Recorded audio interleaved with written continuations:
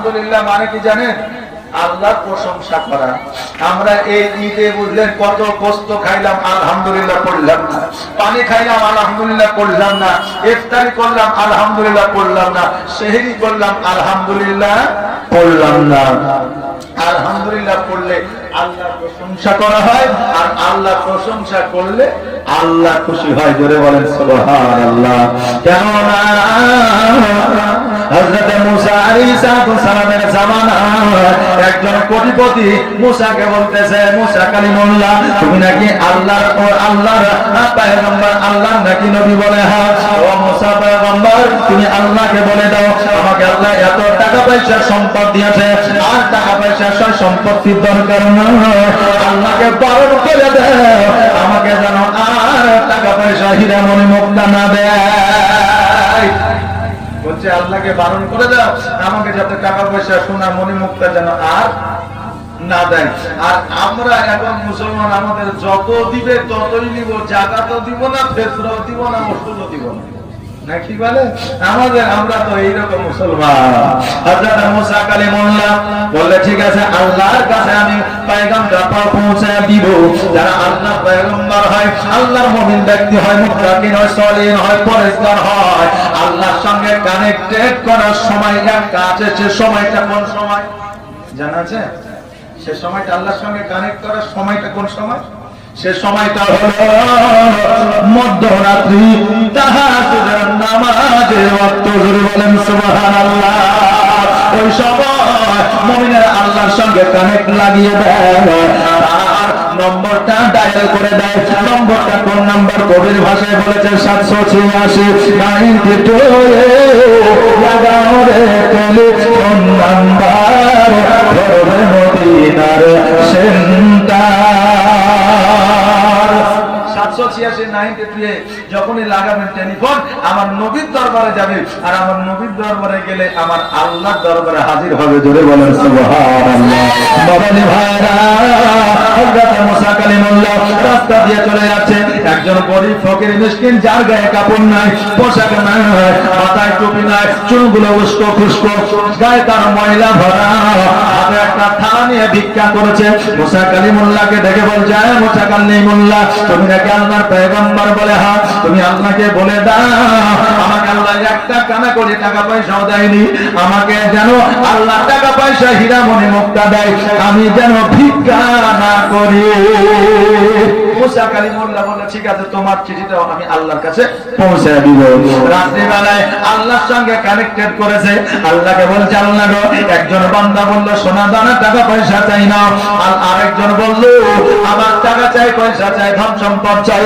আল্লাহ বলল, শোনো রে মুসা, যে বলল টাকা চাই না, পয়সা চাই না, অনেক টাকা আল্লাহ দিয়েছে, তাকে বলো আলহামদুলিল্লাহ বলা ছেড়ে দিতে।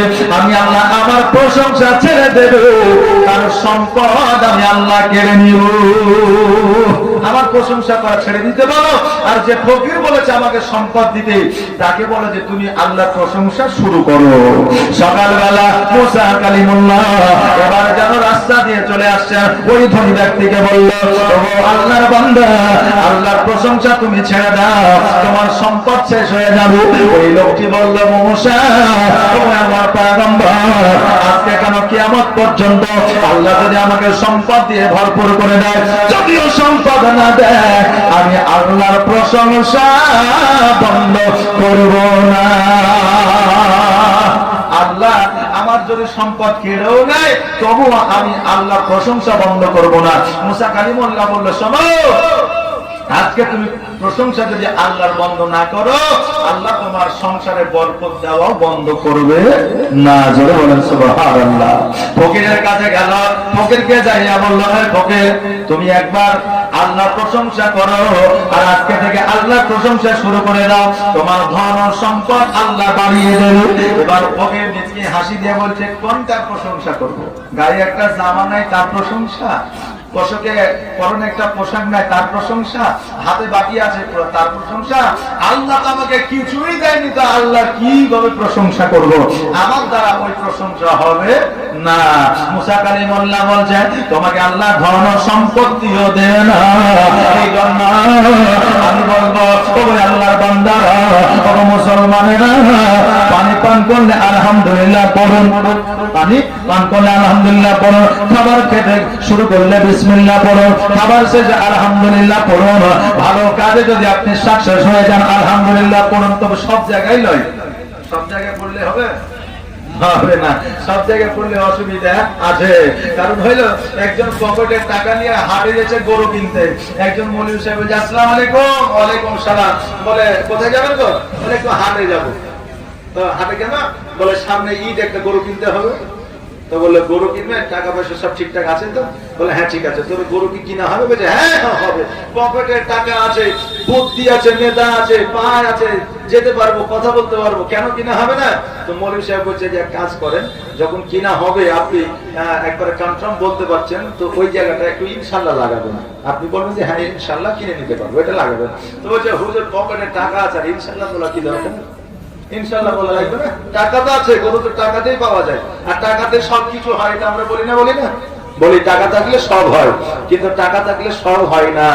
আম্বানির বেটা এত মোটা হ্যাঁ, কিছুদিন আগে বিয়ে হইলো তো মোবাইলে, প্রত্যেক মোবাইলে ছায়া গেছিল না?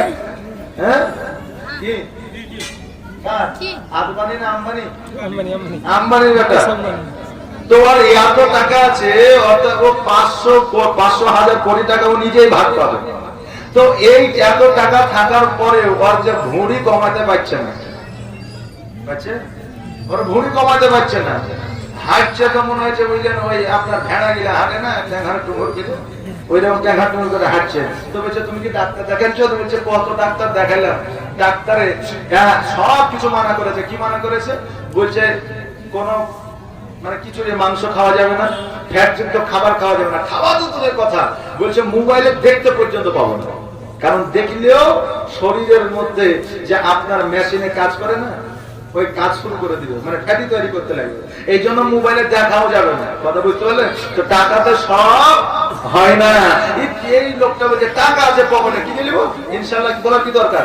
হাটে বললেন গরু দেখতে, আপনার দেখতে দেখতে দেখতে দেখতে এবার একটা গরু পছন্দ হয়েছে, পছন্দ হওয়ার পরে বলছে ভাই কত দাম? বলে 16,000। তো এবার বলে ঠিক আছে 16,000 টাকা। পকেটে যেমন হাত ধরতে যাচ্ছে, পকেট কিন্তু কাটা, মানে ও এখান থেকে হাত ধরছে তো পায়ের তল দেবার হয়েছে। ও বলছে আরে চা ভাই টাকা তো ছিল, চুরি হয়ে গেছে। গরুওয়ালা বলছে পাগলা কোথাকার, গরু কিনবি না, বেকার মস্করা করতে হয়েছে, চাইনা তো দিন থাকবো। ও তো লজ্জায় পড়ে যায়, বুঝলে, বাড়ি ঘুরে চলে এসছে। ইমাম সাহেব জোহরের নামাজ পড়ে বাড়াচ্ছে, আবার ওকে দেখতে পাচ্ছে, মনটা খারাপ হয়েছে। আসসালামু আলাইকুম। তো বলছে ওয়ালাইকুম সালাম। তো বলছে ভাই আপনি যে বললেন গরু কিনতে হতো, মন কেনা খারাপ? তো বলছে আর বললেন না ভাই, টাকা হারিয়ে গেছে ইনশাল্লাহ, টাকা হারিয়ে গেছে ইনশাল্লাহ। তো বলছে টাকা কোথায় হারিয়ে? তো বলছে বুঝতে পারবো না ইনশাল্লাহ। তো বলছে তা আপনার মন কেনা খারাপ? তো বলছে খুব মজা আছে ইনশাল্লাহ। আচ্ছা বলেন ওর এখন ইনশাল্লাহ কাজ হবে? হবে যে হবে না। এই জন্য সময় থাকতে ইনশাল্লাহ বলো, আর যে জায়গায় দরকার সেই জায়গায় বলো, সব জায়গায় বললে হবে না।